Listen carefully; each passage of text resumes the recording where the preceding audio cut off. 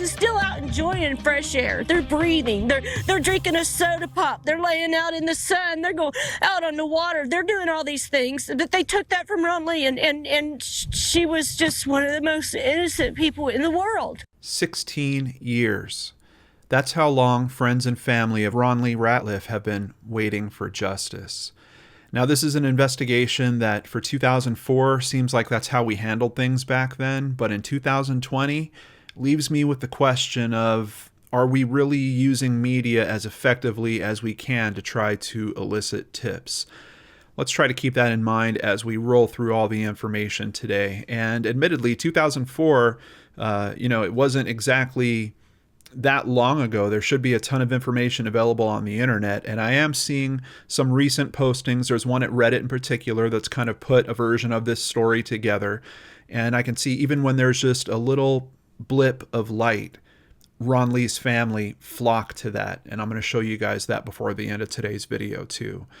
But what I'm really hoping to do with today's video is to dig back into the old articles from the time and really put together a bit of a more comprehensive view of the investigation, talk about a few persons of interest, and see if there's some direction that the investigation is going in currently that might be fruitful and might actually help Ronli's family and friends find the answers that they've been waiting so long to have. She was only 24 years old when her life was taken. One of the tough things about looking into this case is we don't know exactly how her life was taken. That's one of the angles that the investigators are holding very close. I believe that they're intending on using that information. If they do find someone, maybe the details of how she was killed could corroborate their story in some way. But there are other details around this case that we can flesh out and come to a much better understanding. Let's start with where this takes place. Mooresville, Indiana is a town in Brown Township, Morgan County. As of the 2010 census, the town population was 9,326 people. If we roll it back to when this actually took place in 2004, population was almost the same. It was maybe 100 people less. So if this was committed by someone that lives in the town, it's a pretty decent amount of people, but it's also not the biggest amount of people, like if you're dealing with a crime in a metropolitan area or something like that. So it is kind of interesting. And one of the early assumptions was, well, this has to get solved quickly because, there's not that many people. This place isn't that big. But unfortunately, here we are 16 years later, and it still hasn't been solved. Jumping over to newspapers.com, this is from the Indianapolis Star. This was originally issued on April 16th, 2004, which is the day after. It was April 15th when firefighters were called to a house because of a fire, and they made the discovery of Ronli's body. An autopsy is scheduled for today to determine the cause of death of a 24-year-old Mooresville woman whose body was found in the living room of a smoldering home in the 5300 block of Dayhuff Road in Morgan County. Morgan County Sheriff Robert Garner said the death of Ronli Ratliff was being investigated by the County Death Investigation Team. We do this on all fire deaths. We don't have any reason to suspect anything at this time. We just want to make sure we don't miss anything, Garner said. Interesting. I don't know if that's completely on the up and up, because it does also note that they essentially left deputies around the scene and they had them watch over it, preserving it in case there was additional investigations that had to go on. So I'm not sure if they actually noticed something before the autopsy and now they're just waiting for verification that it is indeed a foul play situation. Garner said Ratliff lived in the home owned by her stepfather and mother. He said her stepfather is a businessman in Mooresville. That's another thing that I'm seeing kind of bounced around a little bit, is that Ronli actually had a different place where she was living, kind of in the town of Mooresville, and this is a home in a more rural area, kind of on the outskirts, that is owned by her family. Now, I don't know if that means that if this is kind of a family home, are there other people that would have access to it? It seemed like Ronli decided she wasn't going to spend the night at her typical home that night. So did other family members have that same luxury? Or if this was a house that wasn't used very often, is it possible that some people were using it for other things? Like if there was, locals that wanted a place where they could do drugs or illicit activities or something like that, were they using this house in that way as well? Captain Matt Dalton, a spokesman for the Madison Township Fire Department, said neighbors reported seeing smoke coming from the one-story ranch home at 6:15 Thursday. They said someone might be inside, Dalton said. Now that's kind of curious, because if we do think of this situation where could the house have been used by people that weren't necessarily part of the family, knowing that there was neighbors, especially neighbors that would notice that there was smoke coming out of the home, wouldn't those neighbors notice some type of illicit activities like that too? And wouldn't those reports maybe have come out around this investigation a little bit? I did see one interview with a neighbor, and pretty much it was just citing this same information that, they saw smoke. They called the fire department to come and check it out. When the first firefighters got there at 6:20 a.m., they found a smoldering fire in the living room, but the blaze was out. Quote, "The fire had smothered itself and we put out some hot spots," he said. The cause of the fire was being investigated, which is another interesting aspect to this, because we know that it's a homicide. We know that the fire was likely to cover up some aspects of the homicide, but there is effectively an arson investigation that goes on with this. In some of the current tellings of this story, that fact is being dropped out, that the fire actually had pretty much put itself out by the time the fire department got there. Now, obviously, it didn't completely put itself out, because there was enough smoke coming out of it that it tipped off the neighbors to call them. But the time is kind of important. So we have firefighters arriving there at 6:20 a.m. From what I understand from these articles, she was last seen at her place of employment, which is a family-owned business, at 9:30 the night prior to this. So we've kind of got a little closed-in window here of something that's going on. And you also have to figure that if the neighbors are calling at 6:15 to report that there's smoke coming out of this house, and by the time the firefighters get there at 6:20, it's almost put itself out and there's just a couple of hot spots. How long was that fire going on? Is that something that started around 6 a.m.? Did it start around 5 a.m.? Probably not much earlier than that, unless it was like a raging fire that took down the whole house. And it doesn't seem like that. It seems like it was pretty much contained to the living room where Ronli was. So a lot of interesting considerations here. Of course, just because the fire is started at 6 doesn't mean that her homicide happened at that same time frame. But if this was an effort to cover up that scene, I would imagine those time frames are decently close. It could be that maybe she was attacked or something the night before, and maybe they actually stayed through the night to figure out how they were going to stage it or set some things up. I'm not sure. There's a lot that we don't know about what's going on here. But let's continue with another article. This one is from the Reporter Times, and it originally came out April 17th, 2004. And here we get the big determination from the autopsy. Mooresville woman was dead before fire started. Authorities seeking information on activities before her death. So the autopsy comes back. Effectively, they find out this is a homicide. They have further details, but they're not releasing them. So once again, we don't know what actually ends her life. Citing the ongoing investigation, Downing, the Morgan County coroner, declined to disclose how she died or the condition she was found in.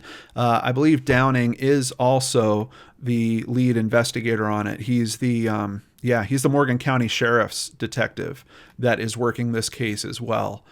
And kind of just gives me a little consideration there. Is it a good idea to have the coroner be the same person that's working a case like this? I just don't know if that's personally the best policy. Releasing, it kind of depends, because we don't know what happened to her. But if she was, for instance, if she was shot and we knew by what type of weapon, that might be interesting to put out into the public, because you might have people that are able to use that information to bring in some type of tips.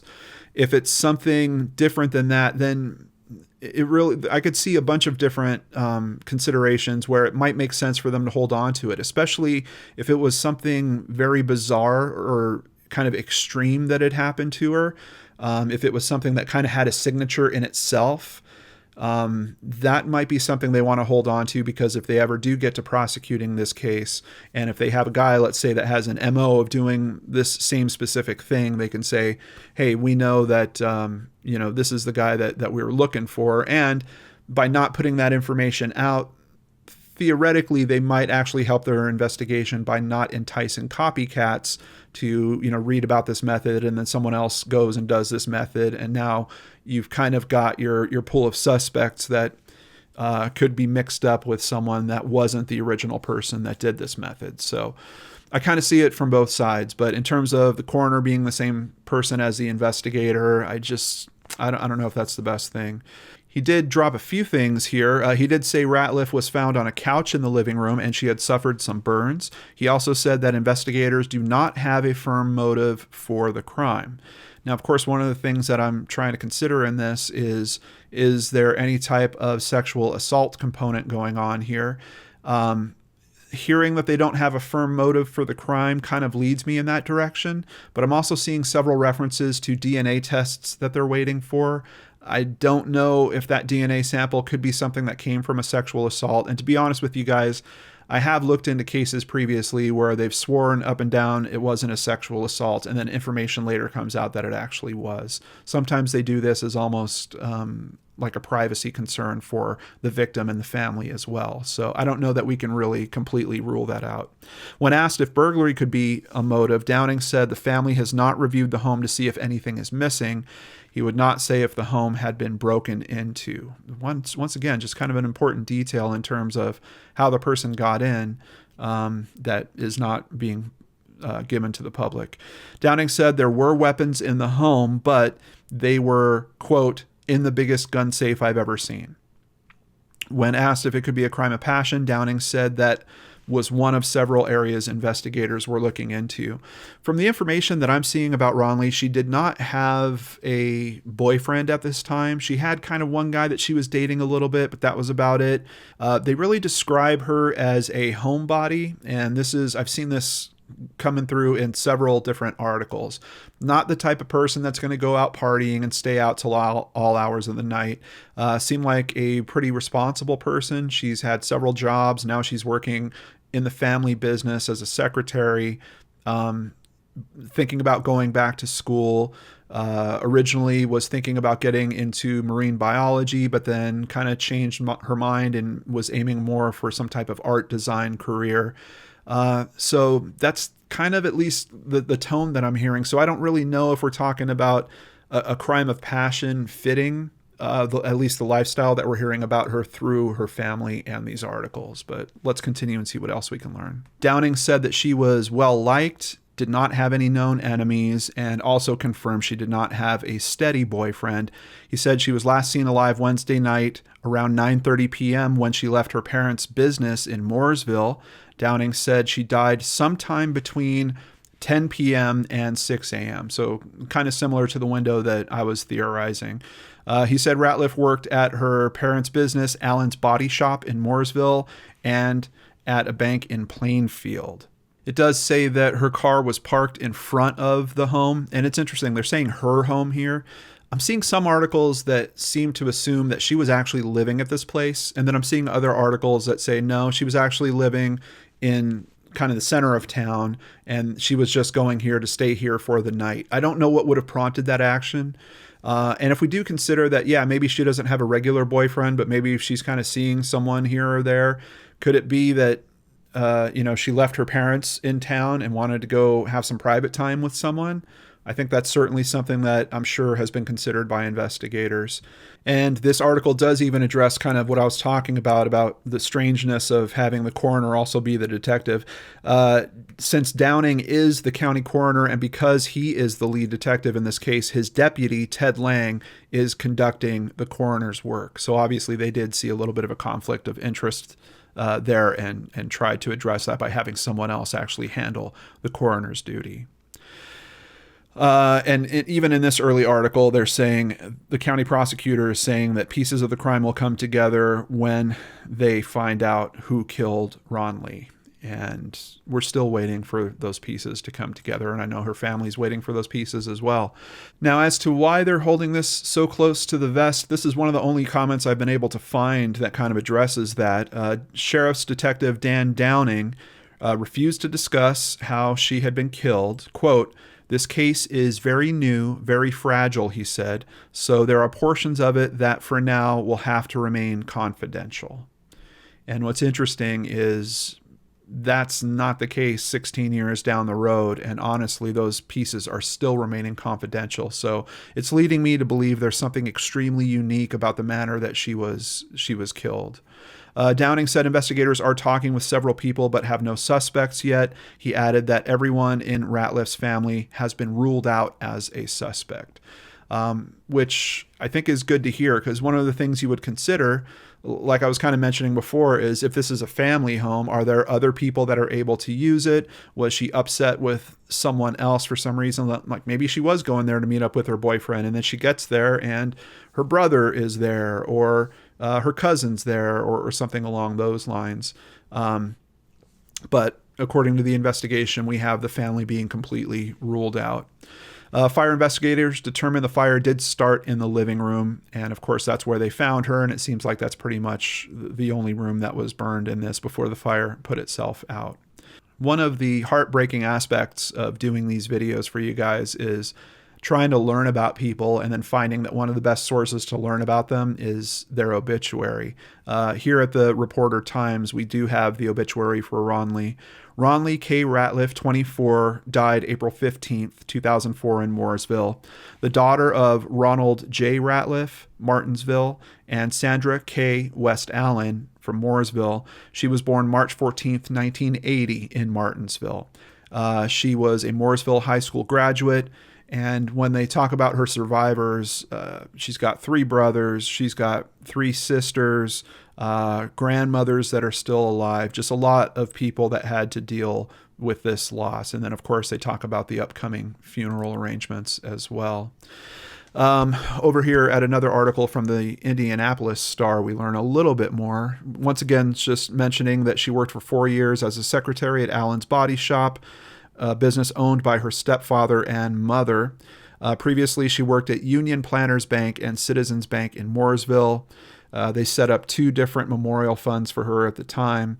Teresa Smith, a family friend, say Ratliff frequently stayed at the Dayhuff Road home, which was owned by her family. She didn't stay there every day. Sometimes she would stay in Mooresville with her mom.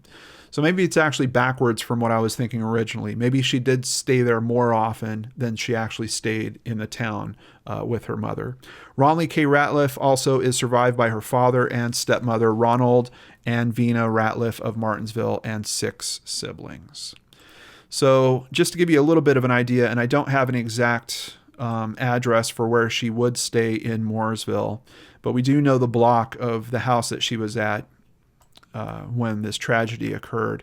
And it looks like from that to the center of town is about 4.3 miles. We get to about a month after the tragedy, and articles are still coming out locally. Ratliff's aunt remembers she was a sweet, sweet girl. Every day since her body was found April 15th in a burning home, friends and family have asked one question over and over: who would want to kill Ronli? So her aunt, Kim Stout, and her friend, Teresa Smith, that we quoted previously, finally speak to the press here. We get just a little bit more information about Ronli. Kim said Ronli may have been a woman, but in many ways acted like a young girl, extremely sensitive, with a heart that wouldn't quit. She was a young lady, as close to perfect as anyone could be, Stout said. Stout said Ronli liked to be with her family or close friends, or be by herself. So once again, we're kind of getting this strong message. This wasn't someone with a super active social calendar, someone that was a little bit more of a homebody. Smith said Ronli didn't try to be the life of the party, generally staying by herself. She liked to spend most of her time with her family. She was a sweet, sweet girl, said her aunt. The women said Ronli did not live at the house on Dayhuff Road. She had an apartment in Mooresville. The home belongs to Ronli's mother and stepfather, Sandra and Robert Allen. So I think you guys are now getting the sense of why I'm a little confused as to the living arrangement. So now we're hearing, no, she actually had an apartment in Mooresville. Was that with her mother? But this is saying this home belongs to her mother and stepfather. Were they actually living there? Because would they have been there at the time that this happened? Like, there's a lot of questions that are very messy. And despite the fact that I've gone through all these articles, I still really can't make heads or tails of it. Smith said Ronli was a big sister to her siblings and to other family members' children. She'd do anything for anybody to make their life nicer, Smith noted. Stout and Smith talked about Ronli growing up and in particular teaching her to drive. They said she always looked for the good in people. Now we have a pretty interesting quote, and I really don't know what to make of it. It's the only place where this comes up, but it says, if Ronli had any worries in her life, they were about her mother. Ronli felt her mother might be in harm's way, said Stout, who declined to elaborate because of the nature of the ongoing investigation. I don't know what they could be talking about with that. I don't know if someone was threatening her mother in some way. If that's true, could it be that, especially considering where this happened, that maybe they confused Ronli for her mother, or that they harmed Ronli to get to her mother in some way? I don't know, but this is the only place where I'm really seeing this information. Stout said she still hopes to wake up and find it's been a bad dream and that she will find Ronli in her home. She said she had tried to protect Ronli and the rest of the children as they were growing up. So once again, this is it's got this tone that her aunt is aware of some type of element around the children that could be risky. I don't know what that is. I don't know if are they living in a bad neighborhood or if it's something else to that effect. I'm not sure. This article also alludes to some tests that they're waiting for the results on and that they've been waiting for a period of time. Of course, this article only came out a month after that, but I can tell you that's a trend that continues. And I know some of the tests in particular are DNA. There are comments from the detective that say that there's only 2 or 3 companies in the US that are capable of processing this type of DNA for some reason. And they wind up sending the payment and the sample to one company to do this, and then that company goes out of business. So, of course, that delays things as well. I'd like to think this far down the line that they've gotten those results back. But of course, you've got technologies that are constantly evolving. If they did get a good profile from that, is that something they could run through a DNA genealogist to help get some new direction with this? There's a lot that I'm wondering about those tests, but we don't have a ton of detail in terms of what the tests are. We will get a little more detail in terms of some of the more recent information. The investigation tries to put her last days together, and we can see from this article they do that in a few ways. They obtained her telephone records. They took her computer hard drive to have that analyzed. So kind of some of the typical steps that even to today you would still do if you were trying to piece together someone's last days. I really don't see any analysis that kicks out through the media in terms of, is there anything that these provide? Do they show that she's in contact with someone that they didn't know about previously or something along those lines? And once again, we kind of get this firm message. We are also waiting for the state police lab to complete tests on substances recovered during the autopsy. These may help us solve the mystery. Over at the Reporter Times, we get just a little more insight into what's going on with Downing and his investigation. He says that the more he looks into Ratliff's life, the harder it is to find a reason for someone to kill her. Ratliff was last seen at 9:30 on Wednesday, April 14th, when she left her father's auto body shop business in Mooresville, where she worked. Downing said she was supposed to go home. He said investigators do not know if she met someone on the way to her home or if someone met her. Either way, Downing said someone might have seen Ratliff after she left work and before she arrived at her home.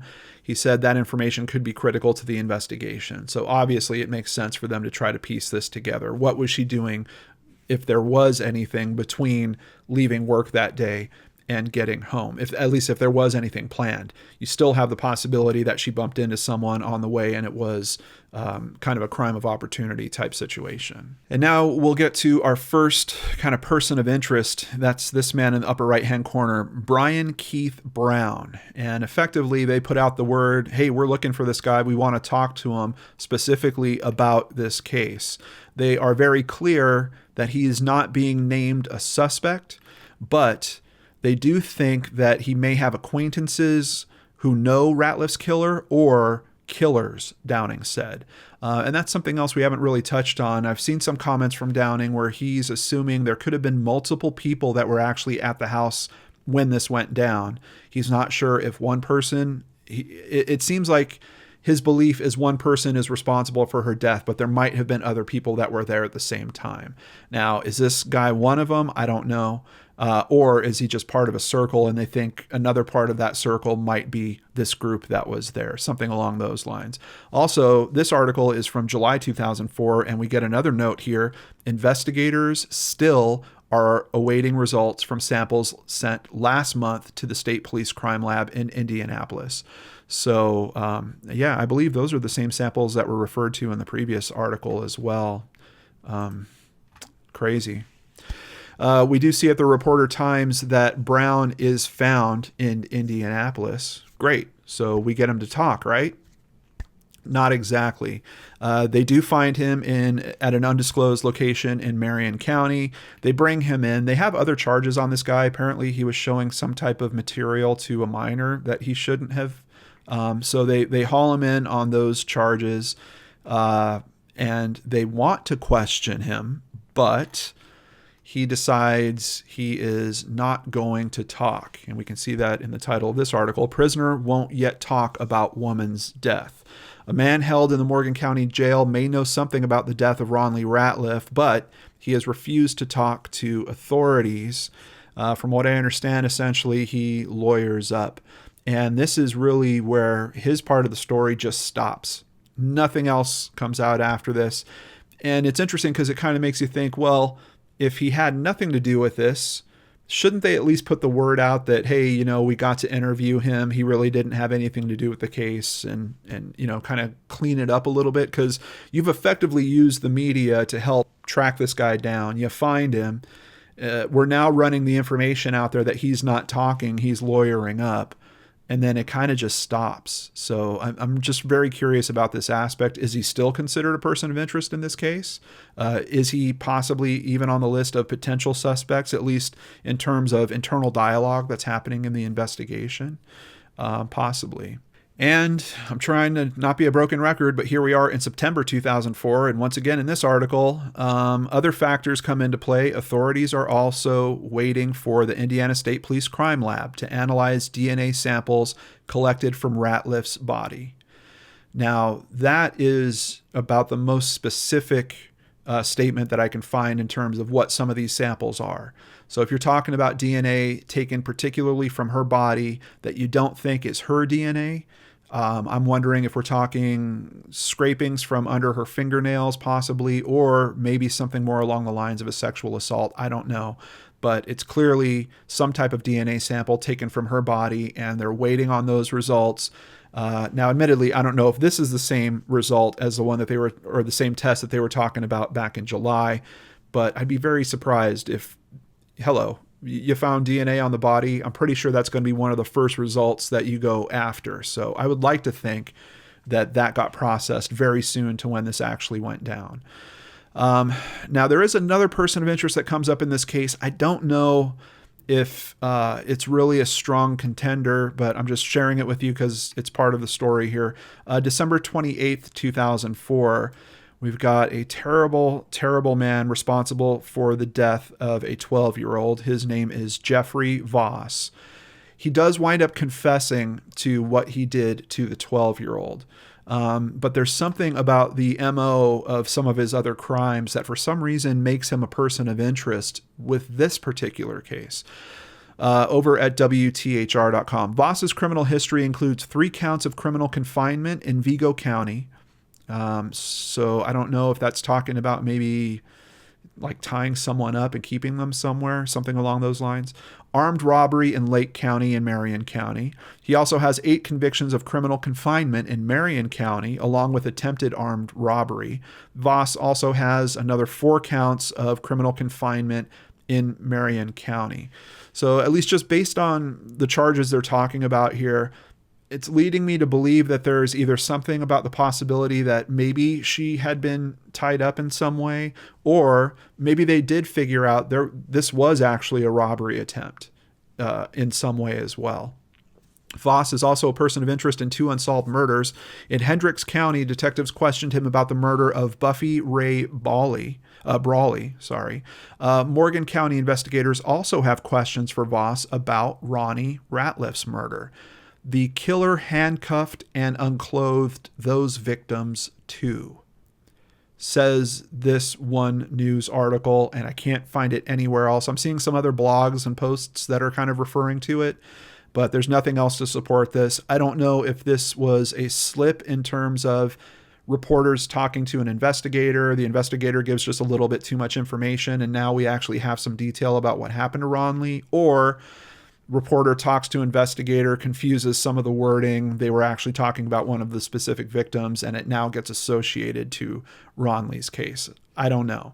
But at a minimum, looking at the types of charges that this guy had, it makes me think there's some aspect to how she was being detained or bound that made them consider him. Personally, if you've got a guy that's admitting to what he did to this 12-year-old, I don't know why he wouldn't admit to some of these other crimes. I'm not saying it's completely out of the realm of possibility. It seems a little strange to me. And this is another one of those leads that effectively goes nowhere. You kind of have this information come out about this guy being considered for this case. There's just no follow-up that happens from it. At this point, and keep in mind, we've been talking about all news from 2004 up to here. This case goes completely radio silent for more than a decade. And then we start hearing about it again in 2014, 2015. So we get a really good article here with a bunch of detail. We're going to take some time and go through this. This is over at cbs4indy.com. We can see we've got a photo, one of the few photos that you actually see that's circulated of Ronli over and over. But April 24th, 2015, Ronli K. Ratliff was fed up with the drug use of people around her. Her aunt, Kimberly Sink, has ideas about who would want the young woman dead. Whoever was nervous that she was going to tell, because she always threatened to tell, that she was just going to turn them all in, and I think that's what happened.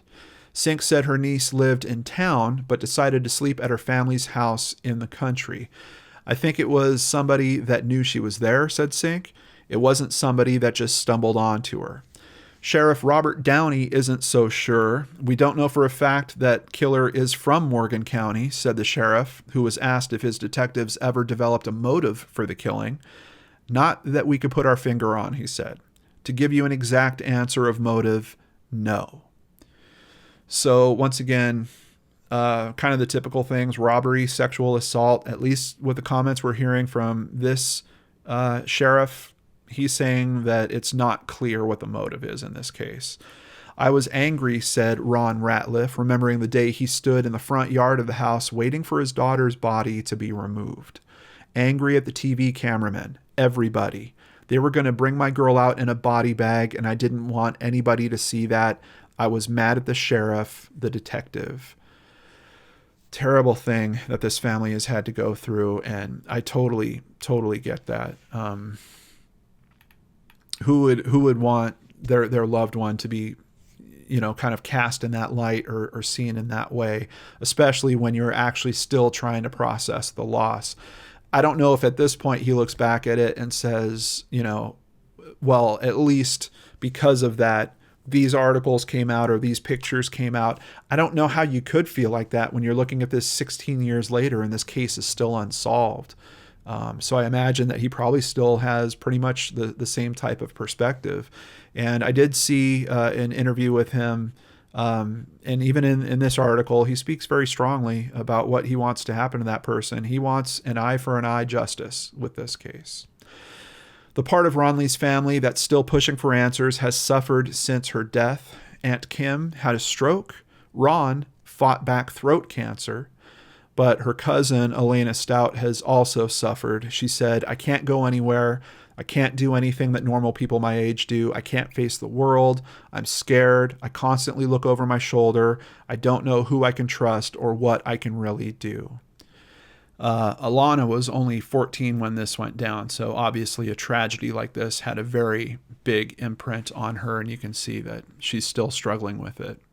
Finally, around 2015, 2016, this case gets a big shot of hope.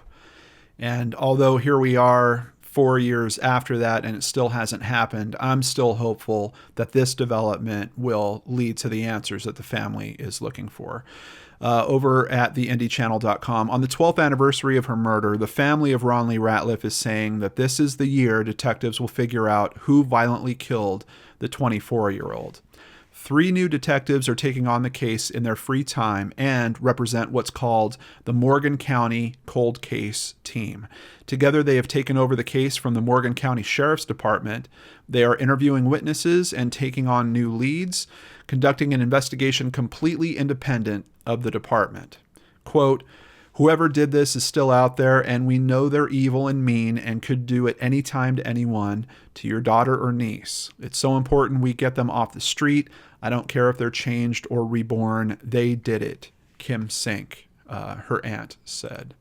So let's hear a little bit more about this cold case team. This is an article from November 2017, and here we actually have a photo, and the team has increased by 1 at this point. The county's cold case investigation team, comprised of fire department arson investigator and former reserve deputy Darrell Brown, retired Martinsville Assistant Police Chief Dan Riffle, retired Beech Grove Police Officer Rich Whitmer, and retired FBI Special Agent John Gray, has dedicated countless hours over the past 2 years to tracking down leads, interviewing persons of interest, and sorting through evidence connected with her murder. "She was 24 years old, single woman," said Riffle. "From everybody we've talked to, except maybe 2 people, everybody said, she was a great person. She wanted to go to college. She wanted to get married. She wanted to have children, and she died an untimely death."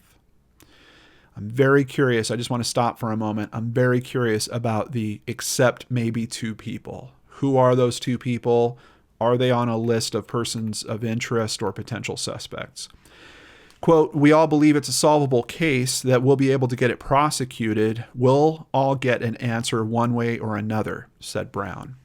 Although Ratliff herself was not a drug user, the cold case team said many people around her were, and they believe that toxic situation and her displeasure with it led to her death.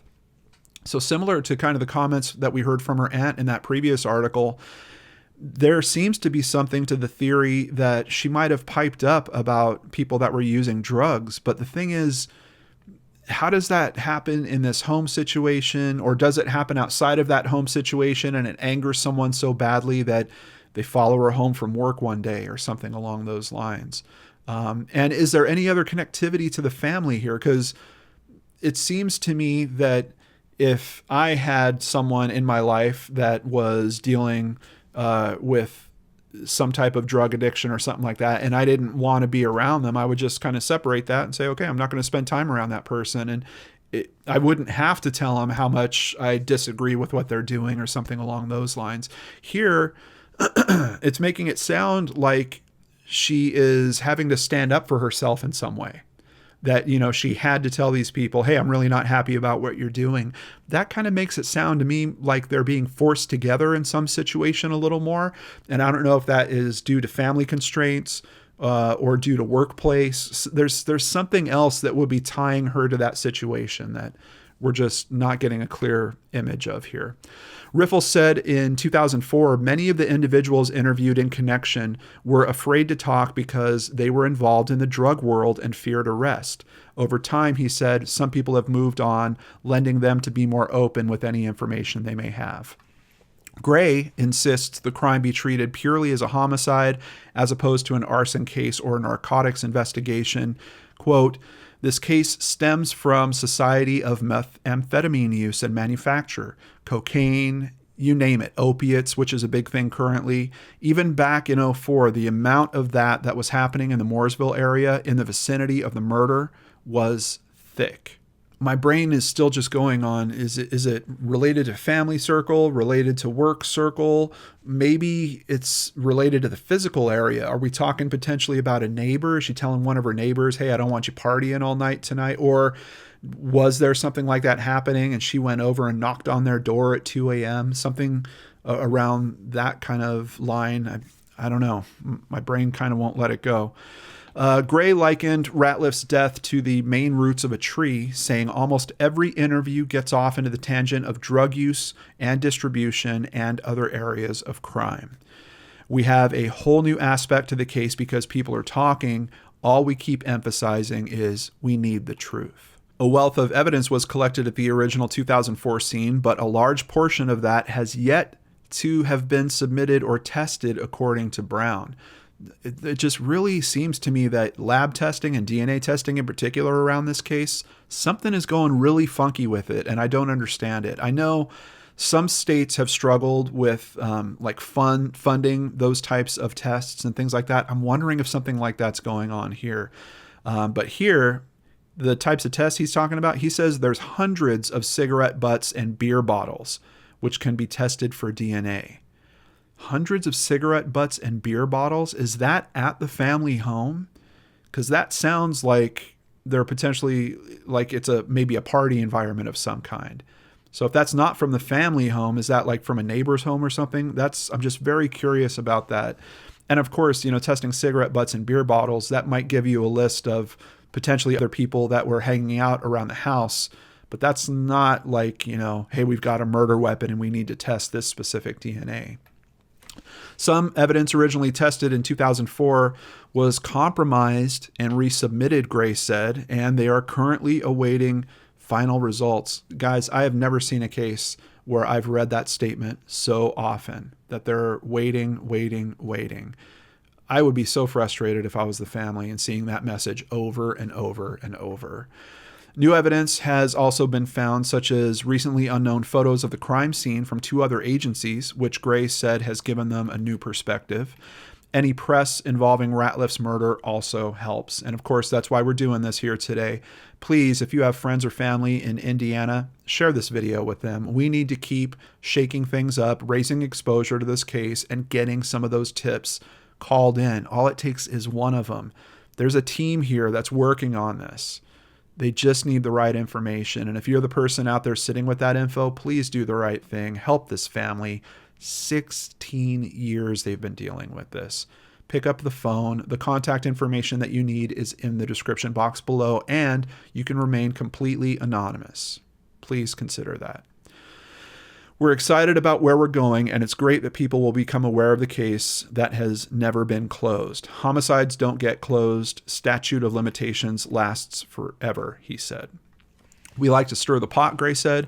Only the individuals involved are clear on what happened in the room that night. However, and notice he did say individuals, I believe we have a good theory, and so far it's holding true on the individuals. In my opinion, we've got 3, and they're all nervous. We never let up checking in on them. Sounds like we might be really close on this case, and maybe it just needs your help. So like I mentioned at the start of this video, anytime there's a little blip of social media on this case, the family shows up. Here we have a message posted on January 6th, 2020 over at studyofindianacoldcases.blogspot.com, and it is from Aunt Kim. I'm Ronli's Aunt Kim. Just an FYI, Ronli will get justice. One way or another, I'll get to the truth. Then we will get Ronli's story told, loud and clear, so everyone will know. The scumbags won't be able to hide any longer. Aunt Kim. Over at Reddit, this case was posted about, and a few months ago, a user there called Ventifer posted, I didn't really expect to see my sister's cold case on Reddit. I would be pretty ecstatic if they find the person that did this. I know most of my family have given up hope that they will ever find the murderer. It's really sad to hear, but I don't know how you can knock them for that. Just look at what we've looked into today. I understand that this is a tough case, but you know what? If you guys aren't going to be able to solve it, just release the info. Sometimes risking the conviction to get the truth for the family is a better option. Sometimes. Maybe they're confident that they're going to be able to bring this sucker home, but it's been 16 years. If this thing gets to 20, 25, at what point do you say, okay, look, it's finally been long enough. Let's start releasing some of these details so we can at least find the truth, even if we're risking a possible conviction. Another quote here from the sister. I can't really speculate on who killed her. I was only 14 at the time when she died, so I really didn't know much of her business. Another post here, this one only from 7 days ago. This is my cousin. The effect of this on my family is great. We just want justice for Ronli. And if you want to help them with that, please consider joining this Facebook page.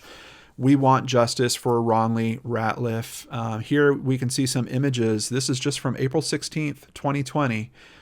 Yesterday marked 16 years since Ronli K. Ratliff was brutally murdered. And you can, I mean, look at what they did here. It just tugs at my heart to see. And there is picture after picture of different family members coming out here throughout the day, spending time at Ronli's grave. Looking at all these beautiful photos of her as a child, it really moves me. And I really, truly do hope that the family gets the answers they deserve. And I'd love for these investigators to knock this out of the park and be the heroes that we know they can be. But if that isn't going to happen, I hope that they will just consider, hey, you know what? Do you guys know how easy it would be to get some press around this case immediately? All it would take is one little fact at what happened. What happened? What was the actual cause of death? And you would light up all of your local media immediately. I can see it. Look at all the articles that we looked through today. But I understand that at that point you might be risking a conviction. And maybe that's something that needs to be discussed with the family. Maybe that's something that no one person can make that decision. You have to get a group of people together to really talk about something like that. What do you guys think? Would you go for that? I mean, if you were sitting waiting for justice for 16 years, at some point, wouldn't you think, maybe just having the answer is better than having someone sit in jail? Or would you hold out? Would you say, no. If it takes 30 years, I'll wait. Even if it puts that person in jail and they die the next day, it'll be worth it. I'm curious to see your thoughts about that in the comments below, as well as your thoughts on this case. Let me know what you think about it. Before I end today's video, I want to thank several new patrons. Thank you, Christina. Thank you, Jennifer Mars. Thank you, Stephanie Joyner. And thank you, Mallory Bacon. If you'd like to support the channel, please visit www.lordandarts.com. There you can sign up for Patreon, sign up for PayPal, or buy merchandise. All of it helps keep me here doing what I love doing, trying to help these families, especially families that have been waiting so long for justice. Also, please keep in mind that supporting the channel helps me. You'll see we never have YouTube advertising in the middle of our presentations, and sometimes we can't have YouTube advertising at all because we need to be able to talk about these things frankly. So please consider supporting the channel over at lordandarts.com. I hope you guys have a wonderful weekend. Take care, stay safe. I'll see you back here on Monday with a brand new episode of Case Cracked right here on the Lord and Arts channel.